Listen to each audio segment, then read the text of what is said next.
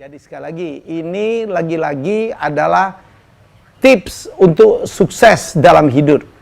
Kalau Anda ingin sukses sebagai apapun, sebagai pegawai, sebagai eksekutif, sebagai penjual, sebagai negosiator, sebagai public speaker,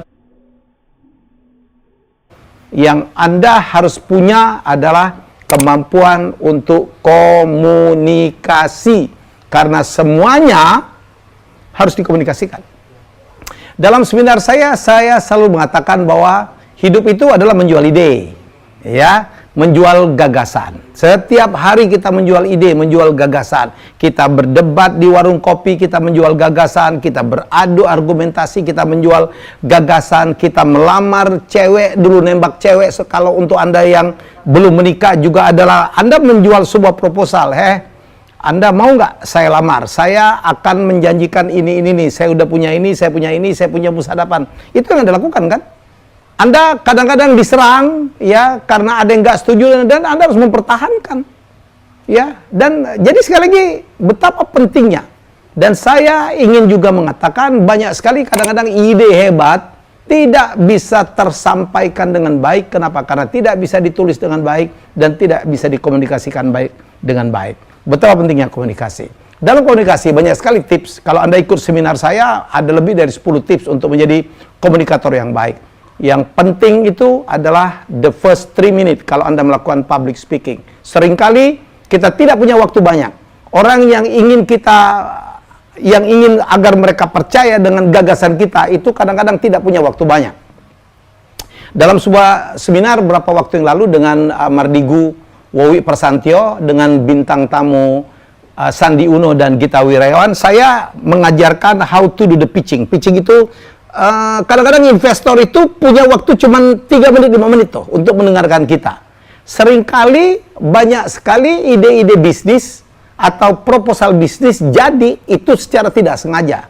Tiba-tiba kita ketemu investor, wow, ketemu Pak Ciputra, wow, ketemu Gita Wirayawan, itu nggak sengaja tuh.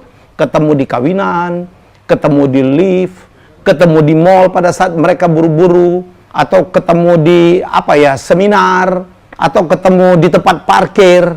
You have only 3 minutes. Kadang-kadang kita cuma punya waktu 3 menit. Bayangkan dalam 3 menit kita harus membuat orang yang kita mau membantu kita invest ke ide kita itu hanya dalam waktu 3-5 menit. Itu ada tekniknya. Jadi itulah yang kita katakan opener. Bagaimana opener yang baik? Opener yang baik itu Anda harus tahu, harus mapping gitu ya. Kadang-kadang walaupun kita tidak nyangka bertemu, kita harus tahu. Kita harus melakukan apa yang disebut dengan labeling. Labeling itu adalah menyamakan frekuensi. Ya, kalau kita tahu Pak Ciputra penggemar dulu adalah lukisan Hendra Gunawan, kita bilang, Pak, saya itu kagum banget dengan Bapak. Saya juga adalah pemuja Hendra Gunawan, walaupun saya nggak punya duit untuk belinya, udah dihabis oleh Pak Ci semua. Wih, pasti dia akan oke banget. Jadi Anda harus mencari opener yang seperti itu. Saya melakukannya berkali-kali. Kadang-kadang saya kalau berjalan bertemu dengan orang yang saya kenal, saya melakukan testing itu dan alhamdulillah berhasil. Suatu hari saya dengan istri saya landing di airport Madrid. Aduh, koper kita ada 3 dan kita paling kesel kalau sopir taksinya tuh nggak mau bantuin. Ya, ada yang bantuin, ada yang tidak. Itu tergantung daerahnya, tergantung orangnya juga gitu. Waduh, saya ngangkat sendiri koper ke bagasi, dia nggak bantuin sama sekali. Wah, arogan sekali. Saya duduk depan, istri di belakang. Saya bilang, amigo, where are you from? I don't think you are local. Yes, dia bilang. Ya, saya bilang, saya pikir rasanya Anda ini bukan orang Madrid. Kalau ngelihat dari ininya, your appearance. Yes, where from? Dia bilang, Colombia. Saya langsung tembak. Rene Higuita, itu Rene Higuita udah tahu, itu kiper gila itu loh, yang suka maju gitu ya, yang suka ikut nyerang gitu. Dia bilang, you know that brother? Aduh, luar biasa. Habis itu akrab luar biasa. Dia ngoceh, terus kita nyanyi beberapa lagu yang dia ternyata pemujanya Julio Iglesias. Saya nyanyi lagu Julio Iglesias. Sepanjang jalan dia ceritain semua. Saya bilang, brother, tell me about Madrid. Dia ceritain semua. Begitu turun, koper saya Sir, dia bilang, I will help you. Dia bawain ke lobby Dan begitu saya mau kasih tips pun dia tidak mau terima. Jadi itulah hebatnya opener. Saya juga ini mungkin pernah cerita ya. Saya pernah menjadi MC pada saat Robert T. Kiyosaki, The Rich Dad Poor Dad, tampil di balai sidang, saya di belakang, dan kemudian dia, aduh, sangat inilah ya, sangat tidak bersahabat. Tapi saya punya tips banget. Saya tahu, dia bilang, hey, where do you live? Hawaii atau Phoenix? Dia bilang Phoenix. Saya bilang langsung, Diamondback. Diamondback itu adalah klub baseball di Arizona, di Phoenix. Kita tahu betul, orang Amerika, orang Eropa, semuanya, terutama pria, itu adalah attach ke klub sportnya. Dan kita harus tahu, kalau orang Eropa itu sangat bola tuh. Buru, kalau kita ketemu orang Inggris, hati-hati. Jangan memulai jangan mulai nyebut tuh. Ya, jadi kalau di Inggris kita tahu, what is your team? Kalau dia nyebut Arsenal, Anda jangan coba-coba menyebutkan I'm the big fan of Manchester United. Selesai. Mukanya langsung berubah. Anda barangkali pernah dengar cerita ya. Kita masuk ke toko, ya kalau kita salah kostum gitu. Anda ke Liverpool pakai kostum jersey Manchester, mungkin Anda nggak dilayanin. Italia lebih gila. Saya ke Milan. Ke Milan itu saya hati-hati betul. Begitu kita ngomong, saya langsung tembak. Istri saya tahu benar. Tanya aja tentang bola. Orang Italia itu gila sama bola. Itu tifosi itu gila sama bola. Saya bilang, what is your team? Inter or AC Milan? Ya, kita nyebutnya Milan. Man, dia bilang Inter. Wah, saya langsung tebak. You know what? I'm from Indonesia. The owner of Inter, pemilik Inter itu is my brother, Erick Thohir. What? Dia bilang. Dan gila banget. Saya dikasih kembang, dikasih itulah. Jadi jangan Anda lihat, oh saya AC Milan, dia Inter, dia cemberut sepanjang ini. Jadi itulah contoh-contoh dari sebuah opener. Jadi kalau saya ambil kesimpulan ya, bagaimana melakukan opener komunikasi yang baik, Anda harus tahu dan Anda harus masuk. Masuklah ke dalam minatnya dia, masuklah ke hal yang dia sangat suka. Makanya ingat betul, salah satu tips public speaking adalah we have to speak, kita harus bicara dalam bahasa audiens kita. Jangan egois. Kadang-kadang kita nggak boleh ngaku tuh. Saya kalau di Inggris nggak berani nongolin saya penggemar setia dari Manchester United. Kalau masuk kafe gitu, masuk klub, masuk toko, saya celingak-celinguk dulu. Saya tanya dulu biasanya, what is your team? Dia bilang Chelsea. Wow, Chelsea is very good. Willian, aduh dia langsung, Kante is very good player. Dia langsung tuh ngomong akrab. Dia nggak tahu kita penggemar Manchester United. Itu adalah ilmunya.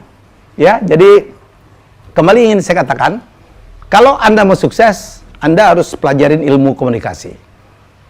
Salah satu tips komunikasi adalah membuat opener, pembuka. Ya, itu penting. Setelah Anda melakukan pembukaan yang sukses, selesai. Ya, Anda akan mendapatkan banyak hal yang menguntungkan Anda. Ya, saya kan di sini juga begitu. Begitu ketemu orang Medan, aku cakap Medan lah dikit-dikit. Ya kan, aku cerita lah tentang apa yang di Medan. Jog-jognya, suku-sukunya, makanannya, enak kali nih kan gitu. Beautiful kali.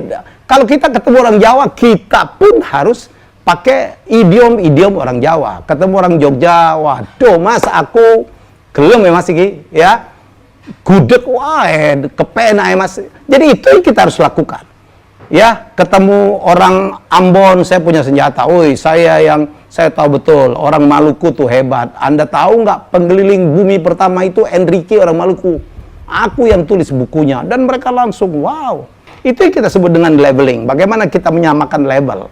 Ya, dan Obama mempraktekannya dengan hebat. Pada saat Barack Hussein Obama berkunjung ke UI, waduh, luar biasa. Apalagi dia bilang, pulang kampung nih, aduh, luar biasa. Seorang presiden Amerika menyapa seperti itu dalam bahasa Indonesia yang sangat fasih dan audiens, wow, dia bisa bahasa Indonesia loh. Dia bilang, anak menteng nih, aduh, itu yang harus kita lakukan. Ya, jadi kalau Anda ingin menjadi komunikator yang baik, justru kita tidak boleh egois. Kita harus mengalah. Public speaker yang baik, Komunikator yang baik itu bicara dalam bahasa lawan bicaranya. Dan jadikanlah itu sebagai opener. Kalau Anda ketemu Gita Wirjawan, Anda harus hafal tuh. Kalau dia lulusan Harvard, kalau dia hobinya musik, pemain piano, Anda start dengan situ, masuk tuh barang. Kalau Anda ketemu dengan Sandi Uno, Anda bisa bicaralah tentang hal-hal yang sangat membanggakan Sandi Uno. Kita bisa komentar tentang OKOC-nya, kita bisa komentarin tentang Saratoganya yang luar biasa. Itu yang harus kita lakukan. Dan bicara hobi itu nggak ada putus-putusnya. Bang Sandi, gimana larinya? Jalan terus. Aduh, dia suka banget. Karena itu adalah kesenangannya dia.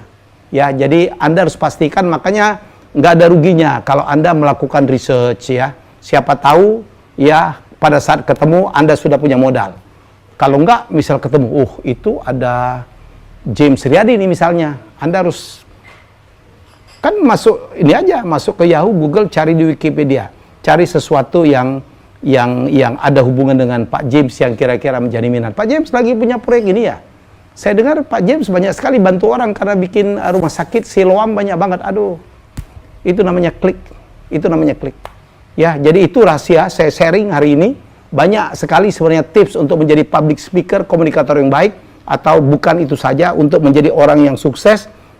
Kita kan nggak bisa sendiri tuh. Kita pasti butuh bantuan orang. Bagaimana supaya dalam waktu 1 menit, 2 menit, 3 menit, orang yang kita incar untuk membantu kita, ya, akan bisa langsung klik dengan yang kita mau. Ya, investor kita temui sekali lagi kadang-kadang tidak sengaja di tempat parkir. Ya, bagaimana Anda dalam waktu 3 menit, Pak, saya minta waktu Pak, saya gini-gini Pak. Nanti habis itu ya udah Pak, bisa minta nomor telepon atau ke siapa yang saya bisa hubungin.